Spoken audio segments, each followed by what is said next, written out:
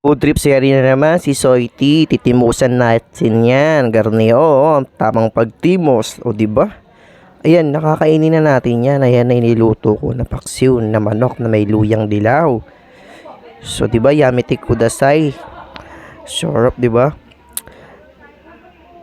Follow nyo ako guys. Ako si Soity. Yan, masarap ang pagkakain natin dyan.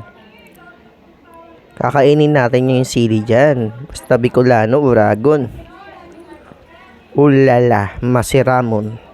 Ang pagka-food ko dyan.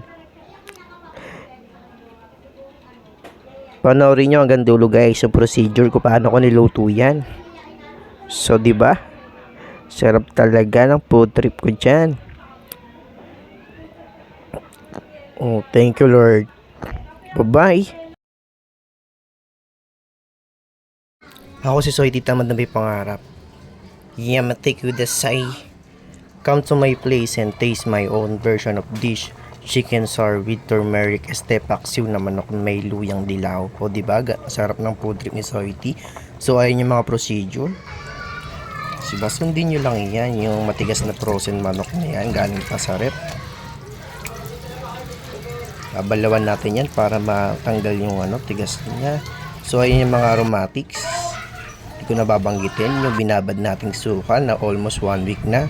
So ayan na yung manok,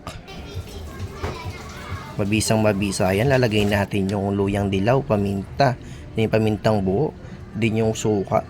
Ilalagay natin yan, uubusin ko yan para malasang malasa talaga ang food trip ni Soity. So follow my video guys and support me. Ako si Soity, napakabisa talaga yan. Nilagyan ko na rin yan ng sili para maanghang ang pagka food trip. So diba? So ayan, paluto na yan. Pag mamantikaan natin yan, masarap yung tuyo, yung nagmamantika. O diba? Yan, malapit na yan maluto, nagmamantikaan na. O sarap.